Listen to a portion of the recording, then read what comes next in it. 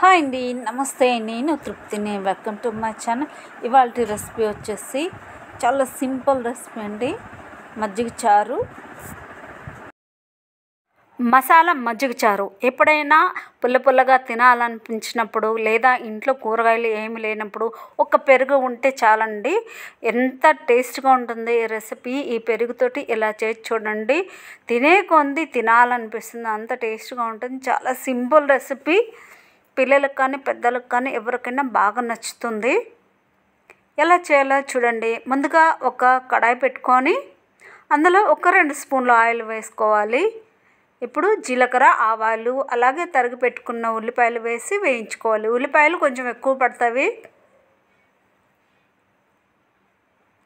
అలాగే వెల్లుల్లి, పచ్చిమిర్చి ఇవన్నీ వేసుకొని వేయించుకోవాలి.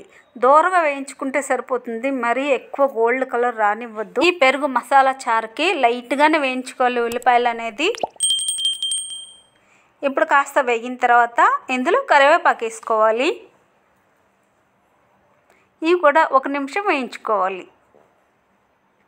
ఇప్పుడు ఇందులో పసుపు, కారం, అలాగే కొంచెం ధనియాల పొడి ఇవన్నీ వేసుకొని ఒకసారి కలుపుకోవాలి. ఒక 4-5 సెకండ్లు కలుపుకుంటే సరిపోతుంది. ఆయిల్లో కొంచెం వేయించుకోవాలి. వేయించుకుంటే పచ్చివాసన పోతుంది. చూసారా, చక్కగా వేగినవి.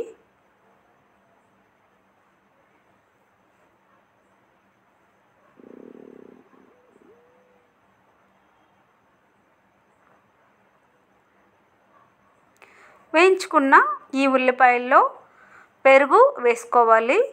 పెరుగు అనేది మిక్సీలో వేసి మజ్జిగలాగా చేశాను. మరీ ఎక్కువ చిక్కగా కాకుండా, అలాగని మరీ పలసగా ఉండాలి, మీడియంగా ఉండాలి. ఇప్పుడు ఈ మజ్జిగ వేసుకొని కొద్దిగా ఉప్పు వేసుకొని కలిపి స్టవ్ ఆఫ్ చేసేసి కొత్తిమీర వేసుకొని సర్వ్ చేసుకుంటే తినడానికి సూపర్గా ఉంటుందండి. అంత టేస్ట్గా ఉంటుంది. సింపుల్ కానీ టేస్ట్గా ఉంటుంది.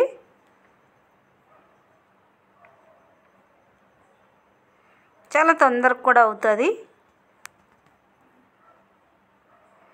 అప్పటికప్పుడు చేసుకున్న రెసిపీ ఇది. చాలా సింపుల్. చూసారా, ఇలా ఉండాలి.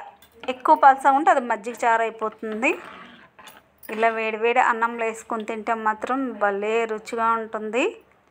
వేడివేడి అన్నంలో అయితే నేనైతే వేసుకొని తిని చూస్తున్నానండి. ఈ మజ్జిగ చారులకి నంచుకోవడానికి అప్పడాలైనా కానీ ఏమైనా స్నాక్స్ కలుపుకొని తింటే భలే బాగుంటుంది నిజంగానే. ఇదండి ఇవాళ మా లంచ్. ఈ రెసిపీ మీకు నచ్చినట్టయితే లైక్ చేయండి, షేర్ చేయండి, అలాగే నా ఛానల్కి సబ్స్క్రైబ్ చేయండి. Thank you. ప్లీజ్.